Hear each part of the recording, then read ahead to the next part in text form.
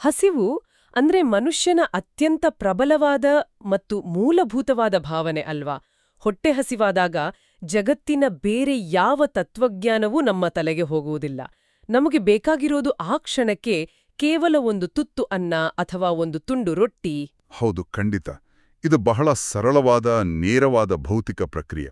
ತಿಂದ್ರೆ ಹಸಿವು ಮಾಯವಾಗುತ್ತೆ. ಅಲ್ಲಿ ಯಾವುದೇ ಗೊಂದಲಗಳಿಲ್ಲ, ವಿವಾದಗಳೂ ಇಲ್ಲ. ಮೇಲ್ನೋಟಕ್ಕೆ ಇದು ಬಹಳ ಸರಳ ಅಂತ ಅನ್ಸುತ್ತೆ. ನಿಖರವಾಗಿ. ಆದ್ರೆ ನಾವು ಈ ಭೌತಿಕ ಹಸಿವಿನ ಗಡಿಯಿಂದ ಆಚೆ ಬಂದು ಮನುಷ್ಯನ ಆಧ್ಯಾತ್ಮಿಕ ಹಸಿವಿನ ಪ್ರಪಂಚಕ್ಕೆ ಕಾಲಿಟ್ಟಾಗ ಆ ಸಾಮಾನ್ಯ ರೊಟ್ಟಿಯ ತುಂಡು ಇತಿಹಾಸದಲ್ಲೇ ಅತ್ಯಂತ ಸಂಕೀರ್ಣವಾದ ಮತ್ತು ನಿಗೂಢವಾದ ವಸ್ತುವಾಗಿ ಬದಲಾಗುತ್ತದೆ. ಇಂದಿನ ನಮ್ಮ ಈ ಆಳವಾದ ವಿಶ್ಲೇಷಣೆಗೆ ಸ್ವಾಗತ. ನಾವಿಂದು ಬೈಬಲ್ನ ಅತ್ಯಂತ ಪ್ರಸಿದ್ಧ ಹಾಗೂ ವಿವಾದಾತ್ಮಕ ಭಾಗಗಳಲ್ಲಿ ಒಂದಾದ ಯೋಹಾನನ ಸುವಾರ್ತೆ ಅಧ್ಯಾಯ 6ರ ಆಳಕ್ಕಿಳಿಯಲಿದ್ದೇವೆ. ಇವತ್ತು ನಮ್ಮ ಬಳಿ ಇರುವ ಮೂಲ ಸಾಮಗ್ರಿಗಳು ಬಹಳ ವೈವಿಧ್ಯಮಯವಾಗಿವೆ. ಹಲವು ಐತಿಹಾಸಿಕ ದೇವತಾಶಾಸ್ತ್ರದ ಪ್ರಬಂಧಗಳು, ಮಾರ್ಟಿನ್ ಲೂಥರ್ ಅವರ 1528ರ ಪ್ರವಚನ, ಆರಂಭಿಕ ಕ್ಯಾಥೋಲಿಕ್ ಚರ್ಚಿನ ವಿಶ್ಲೇಷಣೆಗಳು ಮತ್ತೆ ಆಧುನಿಕ ವಿಮರ್ಶಕರ ಲೇಖನಗಳನ್ನು ನಾವು ಇಂದು ಪರಿಶೀಲಿಸುತ್ತಿದ್ದೇವೆ. ಈ ಎಲ್ಲಾ ಮೂಲಗಳನ್ನು ಇಟ್ಟುಕೊಂಡು ನಮ್ಮ ಇಂದಿನ ಮುಖ್ಯ ಗುರಿಯೇನೆಂದ್ರೆ, ಕೇವಲ ರೊಟ್ಟಿ ಮತ್ತು ತಿನ್ನುವುದು ಎಂಬ ಎರಡು ಸಾಮಾನ್ಯ ಪದಗಳು ಸಾವಿರಾರು ವರ್ಷಗಳ ಬೃಹತ್ ದೇವತಾಶಾಸ್ತ್ರೀಯ ಚರ್ಚೆಗೆ ಹೇಗೆ ಕಾರಣವಾದವು ಅಂತ ಅರ್ಥ ಮಾಡ್ಕೊಳ್ಳೋದು. ಜೊತೆಗೆ ದೈನಂದಿನ ಜೀವನದಲ್ಲಿ ನಂಬಿಕೆ ಹಾಗೂ ನಮ್ಮ ಒಳಗಿನ ಹಸಿವಿನ ಬಗ್ಗೆ ಈ ಅಧ್ಯಾಯ ನಮಗೆ ಏನು ಕಲಿಸುತ್ತೆ ಅನ್ನೋದನ್ನ ನೋಡೋಣ. ಈ ಕಥೆಯ ಆರಂಭವೇ ಒಂದ್ ರೀತಿಯಲ್ಲಿ ಬಹಳ ಸಿನಿಮೀಯವಾಗಿದೆ ಅಲ್ವಾ? ಗಲೀಲಾಯಿ ಸಮುದ್ರದ ತೀರದಲ್ಲಿ ಅಪಾರವಾದ ಜನಸ್ತೋಮ ಯೇಸುವನ್ನು ಹಿಂಬಾಲಿಸಿಕೊಂಡು ಬಂದಿದೆ. ಹೌದು. ಆ ಜನರ ಬಳಿ ಇದ್ದದ್ದು ಕೇವಲ 5 ಬಾರ್ಲಿ ರೊಟ್ಟಿ ಮತ್ತು 2 ಸಣ್ಣ ಮೀನುಗಳು. ಆ ಕಾಲದ ಇತಿಹಾಸವನ್ನು ನಾವು ಗಮನಿಸಿದರೆ, ಈಗ ನೋಡಿ, ಬಾರ್ಲಿ ರೊಟ್ಟಿ ಅಂದರೆ ಅದು ಕಡುಬಡವರ ಆಹಾರ. ಗೋಧಿ ರೊಟ್ಟಿ ಕೊಳ್ಳಲಾಗದವರು ಬಾರ್ಲಿ ರೊಟ್ಟಿ ತಿನ್ನುತ್ತಿದ್ದರು. ನಿಜ. ಮತ್ತೆ ಆ ಮೀನುಗಳು ಕೂಡ ಕೇವಲ ಸಣ್ಣ ಸಾರ್ಡೀನ್ಗಳಾಗಿದ್ದವು. ಆದ್ರೆ ಯೇಸು ಆ 5 ರೊಟ್ಟಿ ಮತ್ತು 2 ಮೀನುಗಳಿಂದಲೇ 5,000ಕ್ಕೂ ಹೆಚ್ಚು ಜನರಿಗೆ ಊಟ ಬಡಿಸುವ ಪವಾಡವನ್ನು ಮಾಡ್ತಾನೆ. ಎಲ್ಲರೂ ಹೊಟ್ಟೆ ತುಂಬ ತಿಂದ ಮೇಲೂ 12 ಬುಟ್ಟಿಗಳಷ್ಟು ಆಹಾರ ಉಳಿತಾ ಇದೆ. ಆ ಪವಾಡವನ್ನು ನೋಡಿದ ತಕ್ಷಣ ಜನರ ಪ್ರತಿಕ್ರಿಯೆ ಹೇಗಿತ್ತೆಂದ್ರೆ, ಯೇಸುವನ್ನು ಬಲವಂತವಾಗಿ ಹಿಡಿದು ತಮ್ಮ ರಾಜನನ್ನಾಗಿ ಮಾಡಿಕೊಳ್ಳಲು ಮುಂದಾಗುತ್ತಾರೆ. ಆದರೆ ಆತ ಅಲ್ಲಿಂದ ತಪ್ಪಿಸಿಕೊಂಡು ರಾತ್ರೋರಾತ್ರಿ ನೀರಿನ ಮೇಲೆ ನಡೆದು ಕಪರ್ನೌಮ್ ಎಂಬ ಸ್ಥಳವನ್ನು ತಲುಪುತ್ತಾನೆ. ಆ ಜನರ ಪ್ರತಿಕ್ರಿಯೆಯ ಹಿಂದಿನ ಮನೋವಿಜ್ಞಾನವನ್ನು ನಾವು ಸ್ವಲ್ಪ ಬಿಡಿಸಿ ನೋಡಬೇಕು. ಆ ಸಮಯದಲ್ಲಿ ಇಸ್ರೇಲ್ ರೋಮನ್ನರ ದಬ್ಬಾಳಿಕೆಗೆ ಒಳಗಾಗಿತ್ತು. ಜನರು ಬಡತನದಿಂದ ಕಂಗೆಟ್ಟಿದ್ರು. ಅಂಥವರಿಗೆ ಕುಳಿತಲ್ಲಿಯೇ ಸಾವಿರಾರು ಜನರಿಗೆ ಉಚಿತವಾಗಿ ಆಹಾರ ನೀಡಬಲ್ಲ ಒಬ್ಬ ವ್ಯಕ್ತಿ ಸಿಕ್ಕರೆ ಹೇಗಿರುತ್ತೆ ಹೇಳಿ? ಖಂಡಿತ. ಅವರು ಆತನಲ್ಲಿ ಒಬ್ಬ ಆಧ್ಯಾತ್ಮಿಕ ಗುರುವಿಗಿಂತ ಹೆಚ್ಚಾಗಿ ತಮ್ಮ ದೈನಂದಿನ ಹಸಿವನ್ನು ನೀಗಿಸಬಲ್ಲ ಒಬ್ಬ ಮ್ಯಾಜಿಕ್ ರಾಜನನ್ನು ನೋಡಿದ್ರು ಅಷ್ಟೇ. ಅದೇ. ಮರುದಿನ ಆ ಜನರು ಯೇಸುವನ್ನ ಹುಡುಕೊಂಡು ಕಪೆರ್ನೌಮ್ಗೆ ಬರ್ತಾರೆ. ಆಗ ಯೇಸು ಅವರ ಮುಖಕ್ಕೆ ಹೊಡೆದಂತೆ ಒಂದು ನೇರವಾದ ಮಾತು ಹೇಳ್ತಾನೆ. ನೀವು ಪವಾಡಗಳನ್ನು ನೋಡಿ ನನ್ನ ಬಳಿ ಬಂದಿಲ್ಲ, ಬದಲಾಗಿ ನಿನ್ನೆ ಹೊಟ್ಟೆ ತುಂಬ ರೊಟ್ಟಿ ತಿಂದಿರಲ್ಲ, ಅದಕ್ಕಾಗಿ ಬಂದಿದ್ದೀರಿ ಎನ್ನುತ್ತಾನೆ. ಹೌದು. ನಾಶವಾಗುವ ಆಹಾರಕ್ಕಾಗಿ ದುಡಿಯಬೇಡಿ, ಶಾಶ್ವತ ಜೀವವನ್ನು ನೀಡುವ ಆಹಾರಕ್ಕಾಗಿ ಪ್ರಯತ್ನಿಸಿ ಅಂತ ಹೇಳ್ತಾನೆ. ಆಗ ಜನರು ಹಳೆಯ ಒಡಂಬಡಿಕೆಯಲ್ಲಿ ತಮ್ಮ ಪೂರ್ವಜರು ಮರುಭೂಮಿಯಲ್ಲಿ ಅಲೆಯುತ್ತಿದ್ದಾಗ ಆಕಾಶದಿಂದ ಸುರಿದ ಮನ್ನಾ ಎಂಬ ಆಹಾರವನ್ನು ಉಲ್ಲೇಖಿಸ್ತಾರೆ. ನಮ್ಮ ಪೂರ್ವಜರಿಗೆ ಆಕಾಶದಿಂದ ಮನ್ನಾ ಸಿಕ್ಕಿತ್ತು, ನೀನು ನಮಗೇನು ಕೊಡ್ತೀಯಾ ಅಂತ ಕೇಳ್ತಾರೆ. ಇದು ಬಹಳ ಆಸಕ್ತಿದಾಯಕವಾದ ಘಟ್ಟ. ಇದನ್ನು ನೋಡಿದರೆ ನನಗೆ cloudy with a chance of meat balls ಎಂಬ ಆನಿಮೇಷನ್ ಚಲನಚಿತ್ರ ನೆನಪಿಗೆ ಬರ್ತದೆ. ಆ ಸಿನಿಮಾದಲ್ಲಿ ಆಕಾಶದಿಂದ ಬಗೆ ಬಗೆಯ ಆಹಾರ ಸುರಿಯುತ್ತಿರ್ತದೆ ಮತ್ತು ಜನರು ಬಾಯಿ ಬಿಟ್ಟುಕೊಂಡು ಕಾಯುತ್ತಿರ್ತಾರೆ. ಈ ಜನರ ಮನಸ್ಥಿತಿಯೂ ಹಾಗೆಯೇ ಇತ್ತು ಅನಿಸುತ್ತೆ. ಆಕಾಶದಿಂದಲೇ ಆಹಾರ ಉದುರಬೇಕು ಎಂಬ ನಿರೀಕ್ಷೆ. ಹೌದು. ಆದರೆ ಈ ಮನ್ನಾ ಎಂಬ ಪದದ ಹಿಂದಿನ ಅರ್ಥವೇ ಬೇರೆ ಇದೆ. ಪ್ರಾಚೀನ ಹೀಬ್ರೂ ಭಾಷೆಯಲ್ಲಿ ಮನ್ನಾ ಪದದ ಅಕ್ಷರಶಃ ಅರ್ಥ ಏನಿದು ಎಂಬುದಾಗಿದೆ. ಓ, ಏನಿದು ಅಂತಾನಾ? ಹೌದು. ಇಸ್ರೇಲಿಯರು ಮರುಭೂಮಿಯಲ್ಲಿ ಪ್ರತಿದಿನ ಬೆಳಿಗ್ಗೆ ಎದ್ದಾಗ ನೆಲದ ಮೇಲೆ ಮಂಜಿನಂತೆ ಬಿದ್ದಿದ್ದ ಆ ಅಪರಿಚಿತ ಆಹಾರವನ್ನು ನೋಡಿ ಆಶ್ಚರ್ಯದಿಂದ ಏನಿದು ಅಂತ ಕೇಳ್ತಾ ಇದ್ರು. ಅದು ಅವರ ಭೌತಿಕ ಹಸಿವನ್ನು ನೀಗಿಸ್ತಿತ್ತು ನಿಜ, ಆದರೆ ಅದು ಕೇವಲ ಆ ದಿನಕ್ಕೆ ಮಾತ್ರ ಸೀಮಿತವಾಗಿತ್ತು. ಅಂದ್ರೆ ಮರುದಿನಕ್ಕೆ ಕೂಡಿಟ್ರೆ ಅದು ಹುಳುತೋಗೋಗಿತ್ತು ಅಲ್ವಾ? ಖಂಡಿತ. ಈಗ ಜನರು ಯೇಸುವಿನಿಂದಲೂ ಅದೇ ರೀತಿಯ ಪ್ರತಿದಿನ ಸುಲಭವಾಗಿ ಸಿಗುವ ಭೌತಿಕ ಆಹಾರವನ್ನು ನಿರೀಕ್ಷಿಸ್ತಿದ್ರು. ಆದರೆ ಯೇಸು ಇಲ್ಲಿ ಇಡೀ ಸಂಭಾಷಣೆಯನ್ನೇ ತಲೆಕೆಳಗ್ ಮಾಡ್ತಾನೆ. ತಾನು ಕೇವಲ ಆಹಾರ ಕೊಡುವನು ಮಾತ್ರವಲ್ಲ, ನಾನೇ ಜೀವದ ರೊಟ್ಟಿ ಎಂದು ಘೋಷಿಸ್ಕೊಳ್ತಾನೆ. ಒಂದು ನಿಮಿಷ, ಇಲ್ಲಿ ನನಗೊಂದು ದೊಡ್ಡ ಆಶ್ಚರ್ಯವಾಗ್ತಾ ಇದೆ. ಆ ಜನರು ತಮ್ಮ ಕಣ್ಣಾರೆ ಅಂತಹ ಅಸಾಧ್ಯವಾದ ಪವಾಡವನ್ನು ನೋಡಿದ್ರು ಅಲ್ವಾ?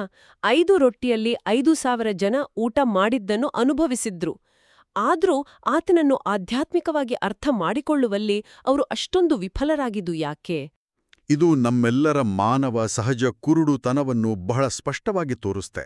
ನಮ್ಮ ದೈನಂದಿನ ಸಮಸ್ಯೆಗಳು, ಆರ್ಥಿಕ ಮುಗ್ಗಟ್ಟುಗಳು ನಮ್ಮ ಕಣ್ಣುಗಳನ್ನು ಎಷ್ಟರ ಮಟ್ಟಿಗೆ ಮರೆಮಾಚುತ್ತವೆ ಅಂದ್ರೆ, ನಮ್ಮೆದುರು ಸಾಕ್ಷಾತ್ ದೇವರೇ ಬಂದು ನಿಂತರೂ ನಾವು ನನ್ನ EMI ಕಟ್ಟಲು ಸಹಾಯ ಮಾಡ್ತೀಯಾ ಅಂತಲೇ ಕೇಳ್ತೇವೆ. ನಿಜ. ಕೇವಲ ಒಬ್ಬ ಮಾಂತ್ರಿಕ ಬೇಕರ್ಗಿಂತ ಮಿಗಿಲಾಗಿ ಆತನನ್ನು ನೋಡಲು ಅವರಿಗೆ ಸಾಧ್ಯವಾಗಲಿಲ್ಲ. ಹೌದು. ಯೇಸು ಅವರ ಈ ಕಿರಿದಾದ ಭೌತಿಕ ದೃಷ್ಟಿಕೋನವನ್ನು ಒಡೆದುಹಾಕಿ ಅವರ ಆತ್ಮದ ಹಸಿವಿನ ಬಗ್ಗೆ ಎಚ್ಚರಿಸಲು ಪ್ರಯತ್ನಿಸುತ್ತಿದ್ದನು. ಇಲ್ಲಿಂದ ಕಥೆ ಒಂದು ಅತ್ಯಂತ ಗಂಭೀರವಾದ ಮತ್ತು ವಿವಾದಾತ್ಮಕವಾದ ತಿರುವನ್ನು ಪಡೆಯುತ್ತದೆ. ಖಂಡಿತ. ಯೇಸು ಕೇವಲ ತಾನು ಜೀವದ ರೊಟ್ಟಿ ಅಂತ ಹೇಳಿ ಸುಮ್ನಾಗೋದಿಲ್ಲ. ಆತ ಮುಂದುವರೆದು, ನನ್ನ ಮಾಂಸವನ್ನು ತಿನ್ನಿರಿ ಮತ್ತು ನನ್ನ ರಕ್ತವನ್ನು ಕುಡಿಯಿರಿ ಅಂತ ಹೇಳ್ತಾನೆ. ಈ ಮಾತುಗಳು ಇಂದಿಗೂ ದೇವತಾಶಾಸ್ತ್ರದ ಬೃಹತ್ ಚರ್ಚೆಗೆ ಕಾರಣವಾಗಿವೆ. ನಮ್ಮ ಮೂಲ ಸಾಮಗ್ರಿಗಳನ್ನು ಗಮನಿಸಿದರೆ ಕ್ಯಾಥೋಲಿಕ್ ಮತ್ತು ಲೂಥರನ್ ದೃಷ್ಟಿಕೋನಗಳ ನಡುವೆ ಒಂದು ದೊಡ್ಡ ಕಂದಕವೇ ಇದೆ.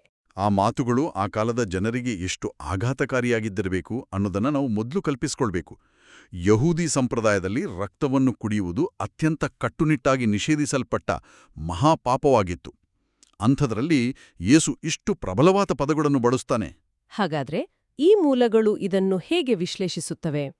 ನಾವು ಯಾವುದೇ ಪಕ್ಷ ವಹಿಸದೆ ಕೇವಲ ಮೂಲಗಳಲ್ಲಿರುವ ಮಾಹಿತಿಯನ್ನು ಮಾತ್ರ ವರದಿ ಮಾಡುವುದಾದ್ರೆ, ಮೊದಲು ಕ್ಯಾಥೋಲಿಕ್ ದೃಷ್ಟಿಕೋನ ಏನು ಹೇಳುತ್ತದೆ? ಕ್ಯಾಥೋಲಿಕ್ ದೃಷ್ಟಿಕೋನದಿಂದ ನೋಡಿದಾಗ ಈ ವಾಕ್ಯಗಳನ್ನು ಸಂಪೂರ್ಣವಾಗಿ ಅಕ್ಷರಶಃ ಸತ್ಯವೆಂದು ನಂಬಲಾಗುತ್ತದೆ. ಇಲ್ಲಿ ಗ್ರೀಕ್ ಭಾಷೆಯ ಮೂಲ ಪದಗಳ ವಿಶ್ಲೇಷಣೆ ಬಹಳ ಮುಖ್ಯ. ಆರಂಭದಲ್ಲಿ ಯೇಸು ತಿನ್ನುವುದು ಎಂಬ ಅರ್ಥ ಕೊಡುವ ಸಾಮಾನ್ಯ ಗ್ರೀಕ್ ಪದ ಫಾಗೋ ಅನ್ನು ಬಳಸುತ್ತಾನೆ. ಸರಿ. ಆದರೆ ಜನರು ಇದನ್ನು ವಿರೋಧಿಸಿದಾಗ ಆತ ತನ್ನ ಮಾತನ್ನು ಮೃದುಗೊಳಿಸುವ ಬದಲು ಮತ್ತಷ್ಟು ಕಠಿಣವಾದ ಟ್ರೋಜೀನ್ ಎಂಬ ಪದವನ್ನು ಬಳಸುತ್ತಾನೆ. ಅಂದ್ರೆ ಈ ಟ್ರೋಜನ್ ಪದದ ಅರ್ಥ ಕೇವಲ ತಿನ್ನುವುದು ಅನ್ನೋದಕ್ಕಿಂತ ಭಿನ್ನವಾಗಿದೆಯಾ? ಹೌದು, ಭಿನ್ನವಾಗಿದೆ. ಟ್ರೊಜೀನ್ ಎಂದರೆ ಜಗಿಯುವುದು, ಕಚ್ಚಿ ತಿನ್ನುವುದು ಅಥವಾ ಹಲ್ಲುಗಳಿಂದ ಕಡಿದು ತಿನ್ನುವುದು ಎಂದರ್ಥ. ಇದೊಂದು ಅತ್ಯಂತ ಭೌತಿಕವಾದ, ಪ್ರಾಣಿಗಳು ಆಹಾರವನ್ನು ಅಗಿಯುವ ಪ್ರಕ್ರಿಯೆಯನ್ನು ಸೂಚಿಸುವ ಪದ. ಅಬ್ಬಾ, ಜಗಿಯುವುದು, ಇದು ಕೇಳೋಕೆ ಬಹಳ ತೀವ್ರವಾಗಿದೆ. ಹೌದು. ಯೇಸು ಉದ್ದೇಶಪೂರ್ವಕವಾಗಿಯೇ ಇಂತಹ ಕಠಿಣ ಪದವನ್ನು ಬಳಸಿದ್ದು ಇದು ಕೇವಲ ಒಂದು ಕಾವ್ಯಾತ್ಮಕ ಅಥವಾ ಸಾಂಕೇತಿಕ ಮಾತಲ್ಲ ಎಂಬುದನ್ನು ತೋರಿಸುತ್ತದೆ ಎಂದು ಕ್ಯಾಥಲಿಕ್ ಮೂಲಗಳು ವಾದಿಸುತ್ತವೆ. 1ನೇ ಶತಮಾನದ ಡೈಡಾಕ್ ಅಂದ್ರೆ ಆರಂಭಿಕ ಚರ್ಚ್ನ ಕೈಪಡಿ ಮತ್ತು ಇಗ್ನೇಷಿಯಸ್ ಹಾಗೂ ಜಸ್ಟಿನ್ ಹುತಾತ್ಮರ ಬರಹಗಳು ಇದನ್ನು ಬೆಂಬಲಿಸುತ್ತವೆ. ಅಂದ್ರೆ ಪ್ರಭುಭೋಜನದಲ್ಲಿ ಕ್ರಿಸ್ತನ ನೈಜ ಉಪಸ್ಥಿತಿ, ರಿಯಲ್ ಪ್ರೆಸೆನ್ಸ್ ಇರ್ತದೆ ಎಂಬುದನ್ನ ಈ ಐತಿಹಾಸಿಕ ಮೂಲಗಳು ಬಲವಾಗಿ ನಂಬುತ್ತವೆ ಅಲ್ವಾ? ಹೌದು. ರೊಟ್ಟಿ ಮತ್ತು ದ್ರಾಕ್ಷಾರಸ ಕೇವಲ ಸಂಕೇತಗಳಲ್ಲ, ಅವು ನಿಜಕ್ಕೂ ಕ್ರಿಸ್ತನ ದೇಹ ಮತ್ತು ರಕ್ತವಾಗಿ ಮಾರ್ಪಡುತ್ತವೆ ಎಂಬುದು ಅವರ ನಿಲುವು. ಆದರೆ ಮಾರ್ಟಿನ್ ಲೂಥರ್ ಅವರ 1528ರ ಪ್ರವಚನ ಇದನ್ನು ಸಂಪೂರ್ಣವಾಗಿ ಬೇರೆ ದಿಕ್ಕಿನಲ್ಲಿ ಕೊಂಡೊಯ್ಯುತ್ತದೆ. ಲೂಥರನ್ ದೃಷ್ಟಿಕೋನದ ಪ್ರಕಾರ ಈ ಅಧ್ಯಾಯವು ಪ್ರಭುಭೋಜನದ ಬಗ್ಗೆ ಮಾತನಾಡುತ್ತಿಲ್ಲ, ಬದಲಾಗಿ ಇದು ಕೇವಲ ನಂಬಿಕೆಯ ಸಂಕೇತವಾಗಿದೆ. ಅವರ ವಾದವೂ ಕೂಡ ಬಹಳ ತಾರ್ಕಿಕವಾಡಿದೆ. ಹೌದು. ಯೋಹಾನ 6ರ ಘಟನೆ ನಡೆಯುವಾಗ ಯೇಸು ಇನ್ನು ಪ್ರಭುಭೋಜನವನ್ನು ಸ್ಥಾಪನೆಯೇ ಮಾಡಿರಲಿಲ್ಲ. ಹಾಗಾಗಿ ಇಲ್ಲಿ ತಿನ್ನುವುದು ಅಂದ್ರೆ ಭೌತಿಕವಾಗಿ ರೊಟ್ಟಿಯನ್ನು ಜಗಿಯುವುದಲ್ಲ, ಬದಲಾಗಿ ಯೇಸುವನ್ನು ರಕ್ಷಕನೆಂದು ಸಂಪೂರ್ಣವಾಗಿ ನಂಬುವುದು ಎಂದರ್ಥ. ಸೇಂಟ್ ಅಗಸ್ಟಿನ್ ಅವರ ಪ್ರಸಿದ್ಧ ಮಾತೊಂದಿದೆ, ನಂಬಿರಿ, ಆಗ ನೀವು ಈಗಾಗಲೇ ತಿಂದಿದ್ದೀರಿ. ಅದ್ಭುತವಾದ ಮಾತು. ಈ ಎರಡು ದೃಷ್ಟಿಕೋನಗಳ ಜೊತೆಗೆ ನಮ್ಮ ಮೂಲಗಳಲ್ಲಿ ಆಧುನಿಕ ಕಾಲದ ವಿಮರ್ಶಾತ್ಮಕ ದೃಷ್ಟಿಕೋನವೂ ಇದೆ. ರುಡಾಲ್ಫ್ ಬಿಲ್ಟ್ಮನ್ನಂತಹ ಆಧುನಿಕ ದೇವತಾಶಾಸ್ತ್ರಜ್ಞರು ರಿಡಾಕ್ಷನ್ ಕ್ರಿಟಿಸಿಸಂ ಎಂಬ ವಿಮರ್ಶಾ ವಿಧಾನವನ್ನು ಬಳಸುತ್ತಾರೆ. ನಮ್ಮ ಕೇಳುಗರಿಗೆ ಸುಲಭವಾಗಿ ಅರ್ಥವಾಗುವಂತೆ ಹೇಳ್ಬೇಕೆಂದ್ರೆ ಏನಿದು ರಿಡಾಕ್ಷನ್ ಕ್ರಿಟಿಸಿಸಂ? ಸರಳವಾಗಿ ಹೇಳಬೇಕೆಂದ್ರೆ ಇದೊಂದು ಸಂಪಾದಕೀಯ ವಿಮರ್ಶೆ. ಈ ವಿಮರ್ಶಕರ ವಾದ ಏನಂದ್ರೆ, ಯೇಸು ನಿಜವಾಗಿಯೂ ಈ ಕಠಿಣ ಪದಗಳನ್ನು ಹೇಳಿಯೇ ಇರಲಿಲ್ಲ. ದಶಕಗಳ ನಂತರ ಆರಂಭಿಕ ಚರ್ಚ್ ಬೆಳೆದಂತೆ ಅವರು ತಮ್ಮ ಚರ್ಚ್ನ ಆಚರಣೆಗಳನ್ನು ಸಮರ್ಥಿಸಿಕೊಳ್ಳಲು ಈ ವಾಕ್ಯಗಳನ್ನು ಮೂಲ ಸುವಾರ್ತೆಗೆ ಸೇರಿಸಿರಬಹುದು ಅಥವಾ ಸಂಪಾದಿಸಿರಬಹುದು ಎಂದು ಇವರು ವಾದಿಸುತ್ತಾರೆ. ಅಂದ್ರೆ ಆ ಮಾತುಗಳೇ ಮೂಲದಲ್ಲಿರ್ಲಿಲ್ಲ ಅಂತ ಅವರ ವಾದ. ಆದ್ರೆ ಸಾಂಪ್ರದಾಯಿಕವಾದಿಗಳು ಇದನ್ನೊಪ್ತಾರಾ? ಇಲ್ಲ, ಖಂಡಿತ ವಿರೋಧಿಸ್ತಾರೆ. ಬೈಬಲ್ ವಾಕ್ಯಗಳ ಐತಿಹಾಸಿಕ ಸತ್ಯತೆಯನ್ನು ಇದು ಪ್ರಶ್ನಿಸುತ್ತದೆ. ಮತ್ತು ಮೊದಲ ಶತಮಾನದ ಯಹೂದಿ ವಾತಾವರಣದಲ್ಲೇ ಯೇಸು ಇಂಥ ಆಘಾತಕಾರಿ ಮಾತುಗಳನ್ನು ಹೇಳಿದ್ದಕ್ಕೆ ಸಾಕಷ್ಟು ಐತಿಹಾಸಿಕ ಆಧಾರ ಇದೆ ಎಂಬುದು ಸಾಂಪ್ರದಾಯಿಕವಾದಿಗಳ ಪ್ರತಿವಾದ. ಹಾಗಾದ್ರೆ ಇದರ ಒಟ್ಟಾರೆ ಅರ್ಥವೇನು? ನನ್ಗಂತೂ ಇಲ್ಲೊಂದು ದೊಡ್ಡ ಸವಾಲೆದುರಾಗ್ತಾ ಇದೆ. ಇದು ಕೇವಲ ನಂಬಿಕೆಯ ಬಗ್ಗೆ ಇರುವ ಒಂದು ಸುಂದರ ರೂಪಕ ಮಾತ್ರ ಆಗಿದ್ರೆ, ಯೇಸು ಇಷ್ಟು ಕಠಿಣವಾದ, ಬಹುತೇಕ ನರಭಕ್ಷಕತೆಯಂತೆ ಕೇಳಿಸುವ ಪದಗಳನ್ನ ಏಕೆ ಬಳಸಿದನು? ಆತನ ಮಾತುಗಳನ್ನು ಕೇಳಿ ಸ್ವತಃ ಆತನ ಶಿಷ್ಯರೇ ಆಘಾತಗೊಂಡು ಆತನನ್ನು ಬಿಟ್ಟು ಹೋಗಲು ಪ್ರಾರಂಭಿಸ್ತಾರೆ ಅಲ್ವಾ? ತನ್ನದೇ ಬೆಂಬಲಿಗರು ತನ್ನನ್ನು ತೊರೆದು ಹೋಗ್ತಿದ್ದಾರೆ ಅಂತ ತಿಳಿದಾಗಲೂ ಆತ, ಕ್ಷಮಿಸಿ, ದಯವಿಟ್ಟು ನಿಲ್ಲಿ, ನೀವು ತಪ್ಪಾಗಿ ಅರ್ಥ ಮಾಡ್ಕೊಂಡಿದ್ದೀರಿ, ಇದು ಕೇವಲ ರೂಪಕ ಅಂತ ಯಾಕೆ ಸ್ಪಷ್ಟಪಡಿಸಿಲ್ಲ? ನೀವು ಕೇಳಿದ ಈ ಪ್ರಶ್ನೆ ಇಡೀ ಅಧ್ಯಾಯದ ಅತ್ಯಂತ ಆಳವಾದ ಪ್ರಶ್ನೆಗಳಲ್ಲಿ ಒಂದಾಗಿದೆ. ಯೇಸು ಉದ್ದೇಶಪೂರ್ವಕವಾಗಿಯೇ ತನ್ನ ಬೋಧನೆಯನ್ನು ಮೃದುಗೊಳಿಸಲು ನಿರಾಕರಿಸುತ್ತಾನೆ.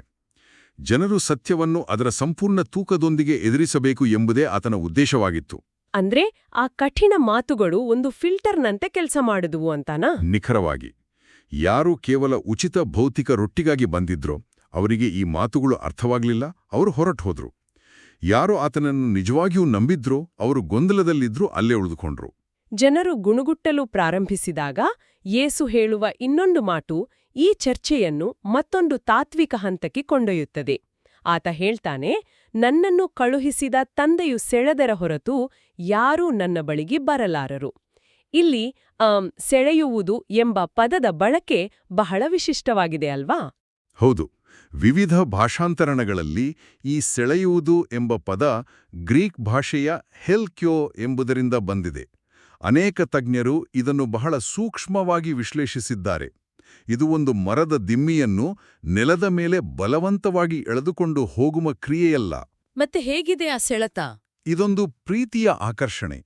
ದೇವರು ಮಾನವರನ್ನು ರೊಮ್ಯಾನ್ಸ್ ಅಥವಾ ಅಪಾರವಾದ ಪ್ರೀತಿ ಮತ್ತು ಕರುಣೆಯ ಮೂಲಕ ತನ್ನೆಡೆಗೆ ಆಕರ್ಷಿಸುತ್ತಾನೆ ಎಂಬುದನ್ನು ಇದು ಸೂಚಿಸುತ್ತದೆ. ಮಾರ್ಟಿನ್ ಲೂಥರ್ ಅವರು ತಮ್ಮ ಪ್ರಬಂಧದಲ್ಲಿ ಈ ವಾಕ್ಯಕ್ಕೆ ಅತ್ಯಂತ ಹೆಚ್ಚಿನ ಒತ್ತು ನೀಡಿದ್ದಾರೆ ಅಲ್ವಾ? ಅವರ ಪ್ರಕಾರ ದೇವರ ಮೇಲಿನ ನಂಬಿಕೆ ಎಂಬುದು ಮನುಷ್ಯನ ಸ್ವಂತ ಸಾಧನೆಯಲ್ಲ, ಅದು ಸಂಪೂರ್ಣವಾಗಿ ದೇವರು ನೀಡುವ ಒಂದು ಅಪ್ಪಟ ಉಡುಗೊರೆ. ಹೌದು, ಮಾನವನ ಸ್ವಂತ ಪ್ರಯತ್ನಗಳು ಇಲ್ಲಿ ಶೂನ್ಯ. ಅರಿಸ್ಟಾಟಲ್ನಂತಹ ಗ್ರೀಕ್ ತತ್ವಜ್ಞಾನಿ ಮನುಷ್ಯನ ತರ್ಕವು ಯಾವಾಗಲೂ ಒಳ್ಳೆಯದನ್ನೇ ಹುಡುಕುತ್ತದೆ ಎಂದು ವಾದಿಸಿದ್ದರು. ಆದರೆ ಲೂಥರ್ ಈ ವಾಕ್ಯವನ್ನು ಆಧಾರವಾಗಿಟ್ಟುಕೊಂಡು ಅದನ್ನು ತಿರಸ್ಕರಿಸುತ್ತಾರೆ. ಆದರೆ ಒಂದು ನಿಮಿಷ, ಇಲ್ಲಿ ನನಗೊಂದು ದೊಡ್ಡ ಕುತೂಹಲದ ಪ್ರಶ್ನೆ ಏಳುತ್ತಿದೆ. ನಂಬಿಕೆ ಎಂಬುದು ಸಂಪೂರ್ಣವಾಗಿ ದೇವರೇ ಕೊಡುವ ಕೊಡುಗೆಯಾಗಿದ್ದರೆ ಮತ್ತು ಆತನೇ ನಮ್ಮನ್ನು ಸೆಳೆಯಬೇಕಾಗಿದ್ದರೆ, ಇಲ್ಲಿ ನಮ್ಮೆಲ್ಲರ ಸ್ವತಂತ್ರ ಇಚ್ಛಾಶಕ್ತಿ ಅಂದ್ರೆ ಫ್ರೀವಿಲ್ ಎಲ್ಲಿದೆ? ನಾವಾಗಿಯೇ ಏನನ್ನೂ ಮಾಡಲು ಸಾಧ್ಯವಿಲ್ಲವೇ? ಇದು ಇತಿಹಾಸದುದ್ದಕ್ಕೂ ಅನೇಕರನ್ನು ಕಾಡಿದ ಪ್ರಶ್ನೆ. ಆದರೆ ನಮ್ಮ ಮೂಲಗಳಲ್ಲಿ ವಿವರಿಸಿರುವಂತೆ ದೇವರು ಪ್ರೀತಿಯಿಂದ ಸೆಳೆಯುತ್ತಾನೆ ಎಂದರೆ ಆತ ನಮ್ಮನ್ನು ಬಲವಂತವಾಗಿ ಬಂಧಿಸುತ್ತಾನೆ ಅಥವಾ ಯಂತ್ರದಂತೆ ನಿಯಂತ್ರಿಸುತ್ತಾನೆ ಎಂದರ್ಥವಲ್ಲ. ಅಂದ್ರೆ ನಮಗೂ ಆಯ್ಕೆ ಮಾಡುವ ಅವಕಾಶ ಇದೆ ಅಂತಾನಾ? ಖಂಡಿತ. ಇದನ್ನೊಂದು ಉದಾಹರಣೆಯ ಮೂಲಕ ನೋಡೋಣ. ಒಂದು ಅದ್ಭುತವಾದ, ಆಳವಾದ ಭಾವನೆಗಳಿರುವ ಸುಂದರವಾದ ಸಂಗೀತ ಕಚೇರಿ ನಡೆಯುತ್ತಿದೆ ಎಂದು ಕಲ್ಪಿಸಿಕೊಳ್ಳಿ. ಆ ಸಂಗೀತದ ಮಾಧುರ್ಯ ನಿಮ್ಮನ್ನು ತನ್ನತ್ತ ಪ್ರಬಲವಾಗಿ ಆಕರ್ಷಿಸುತ್ತದೆಯೋ ಹಾಗೆಯೇ ದೇವರ ಪ್ರೀತಿ ನಮ್ಮನ್ನು ಸೆಳೆಯುತ್ತದೆ.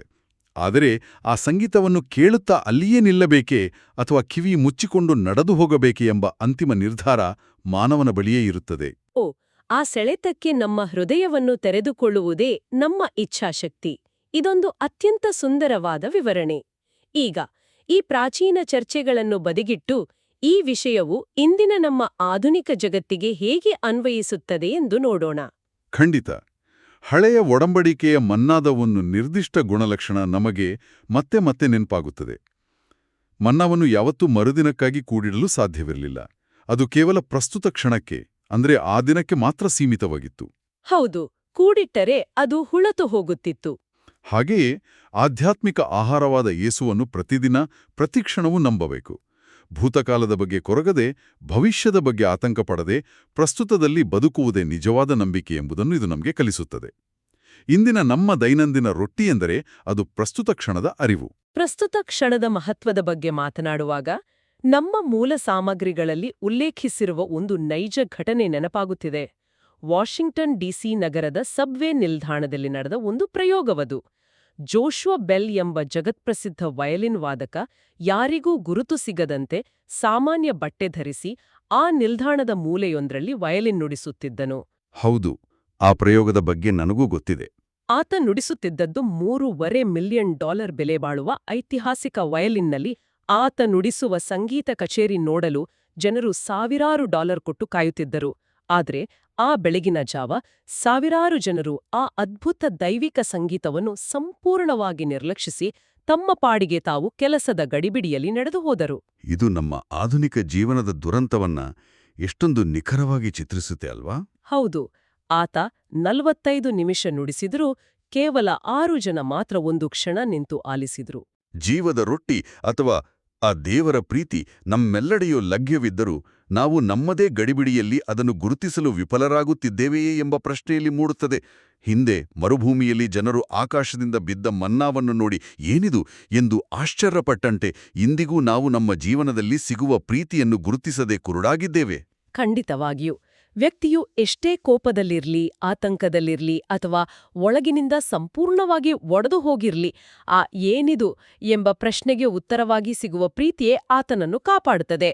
ಭೌತಿಕ ಹಸಿವನ್ನು ನೀಗಿಸಲು ಬಂದ ಜನರಿಗೆ ಯೇಸು ತಾನೇ ಆಧ್ಯಾತ್ಮಿಕ ರೊಟ್ಟಿ ಎಂದು ಹೇಳಿದ ಸಂಪೂರ್ಣ ಪಯಣ ನಿಜಕ್ಕೂ ಅದ್ಭುತವಾಗಿದೆ. ಹೌದು, ಸಾಂಕೇತಿಕ ಮತ್ತು ಅಕ್ಷರಶಃ ಅರ್ಥಗಳ ನಡುವಿನ ಐತಿಹಾಸಿಕ ಚರ್ಚೆಯನ್ನು ನಾವು ಇಂದು ಆಳವಾಗಿ ನೋಡಿದೆವು. ಆದರೆ ಈ ಕಥೆಯ ಅಂತ್ಯವು ಬಹಳ ಕಟುವಾಗಿದೆ ಅಲ್ವಾ? ಯೇಸುವಿನ ಆ ಕಠಿಣವಾದ ಮಾತುಗಳನ್ನು ಕೇಳಿ ಅಂದು ಆತನ ಅನೇಕ ಶಿಷ್ಯರೇ ಆತನನ್ನು ಬಿಟ್ಟು ಹೋದ್ರು. ಇದು ನಿಜಕ್ಕೂ ಒಂದು ಕಠಿಣ ವಾಸ್ತವ. ಇದು ನಮ್ಮೆಲ್ಲರಿಗೂ ಕಾಡುವಂತಹ ಒಂದು ಪ್ರಚೋದನಾತ್ಮಕ ಅಂತಿಮ ಆಲೋಚನೆಯನ್ನು ನಮ್ಮ ಮುಂದಿಡ್ತದೆ. ಅಂದು ಜನರು ಕಠಿಣ ಸತ್ಯವನ್ನು ಅರಗಿಸಿಕೊಳ್ಳಲಾಗದೆ ಹೊರನಡೆದರು. ಇಂದು ನಾವು ಕೂಡ ನಮ್ಮ ಜೀವನದಲ್ಲಿ ಎದುರಾಗುವ ಆಳವಾದ, ಕಠಿಣವಾದ ಆಧ್ಯಾತ್ಮಿಕ ಸತ್ಯಗಳನ್ನು ಎದುರಿಸುವ ಬದಲು ಕೇವಲ ತಾತ್ಕಾಲಿಕ ನೆಮ್ಮದಿ ನೀಡುವ ಸುಲಭವಾದ ಭೌತಿಕ ರೊಟ್ಟಿಯ ಮೊರೆ ಹೋಗುತ್ತಿದ್ದೇವೆಯೇ? ಆ ಕಠಿಣ ಸತ್ಯಗಳನ್ನು ಎದುರಿಸುವ ಧೈರ್ಯ ನಮಗಿದೆಯಾ? ಈ ಪ್ರಶ್ನೆಯೊಂದಿಗೆ ಇಂದಿನ ನಮ್ಮ ವಿಶ್ಲೇಷಣೆಯನ್ನು ನಾವು ಮುಕ್ತಾಯಗೊಳಿಸುತ್ತಿದ್ದೇವೆ. ಹೊಸದೊಂದು ರೋಚಕ ವಿಷಯದ ವಿಶ್ಲೇಷಣೆಯೊಂದಿಗೆ ಮತ್ತೆ ಸಿಗೋಣ. ಆಗ್ಲೇ ಹೇಳಿದ್ದಂತೆ, ಹಸಿವನ್ನು ಎಂದಿಗೂ ನಿರ್ಲಕ್ಷಿಸದಿರಿ. ಅದು ಹೊಟ್ಟೆಯದ್ದಾಗಿರಲಿ ಅಥವಾ ಆತ್ಮದ್ದಾಗಿರಲಿ. ಶುಭವಾಗಲಿ.